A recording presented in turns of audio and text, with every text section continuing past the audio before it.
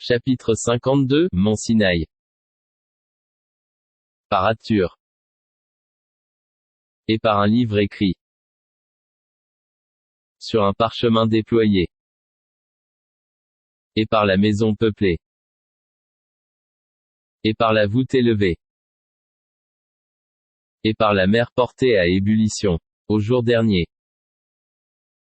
Le châtiment de ton Seigneur aura lieu inévitablement. Nul ne pourra le repousser. Le jour où le ciel sera agité d'un tourbillonnement. Et les montagnes se mettront en marche. Ce jour-là, malheur à ceux qui traitent les signes d'Allah de mensonges. Ceux qui s'ébattent dans des discours frivoles. Le jour où ils seront brutalement poussés au feu de l'enfer.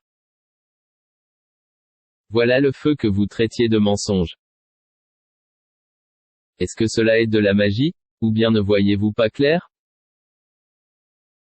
Brûlez dedans, supportez ou ne supportez pas, ce sera égal pour vous, vous n'êtes rétribués que selon ce que vous faisiez. Les pieux seront dans des jardins et dans des délices. Se réjouissant de ce que leur Seigneur leur aura donné, et leur Seigneur les aura protégés du châtiment de la fournaise. En récompense de ce que vous faisiez, mangez et buvez en toute sérénité. Accoudés sur des lits bien rangés, et nous leur ferons épouser des houris aux grands yeux noirs. Ceux qui auront cru et que leurs descendants auront suivi dans la foi, nous ferons que leurs descendants les rejoignent. Et nous ne diminuerons en rien le mérite de leurs œuvres, chacun étant tenu responsable de ce qu'il aura acquis.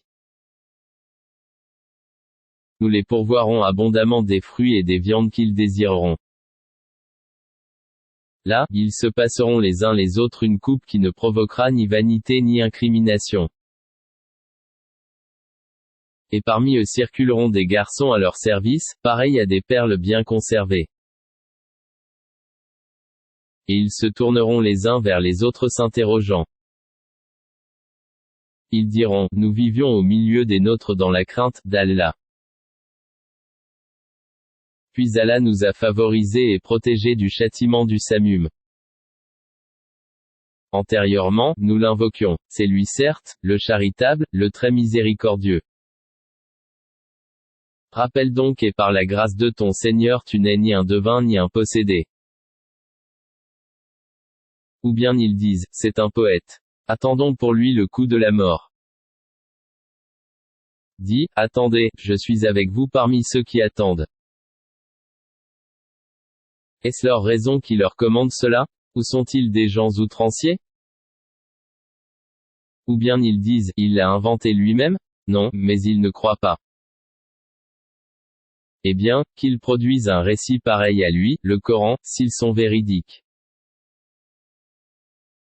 Ont-ils été créés à partir de rien ou sont-ils les créateurs?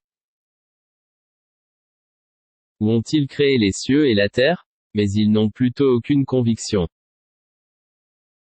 Possèdent-ils les trésors de ton Seigneur? Ou sont-ils eux les maîtres souverains? Ont-ils une échelle d'où ils écoutent? Que celui des leurs qui reste à l'écoute apporte une preuve évidente. Allah, aurait-il les filles, tandis que vous, les fils?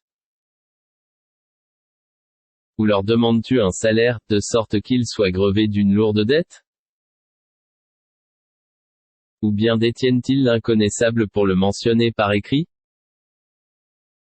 Ou cherchent-ils un stratagème? Mais ce sont ceux qui ont mécru qui sont victimes de leur propre stratagème. Ou ont-ils une autre divinité à part Allah? Qu'Allah soit glorifié et purifié de tout ce qu'ils associent. Et s'ils voient tomber des fragments du ciel, ils disent, ce sont des nuages superposés.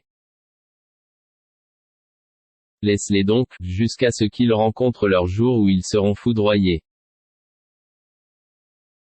Le jour où leur ruse ne leur servira à rien, où ils ne seront pas secourus. Les injustes auront un châtiment préalable. Mais la plupart d'entre eux ne savent pas. Et supporte patiemment la décision de ton Seigneur. Car en vérité, tu es sous nos yeux. Et célèbre la gloire de ton Seigneur quand tu te lèves. Glorifie-le une partie de la nuit et au déclin des étoiles.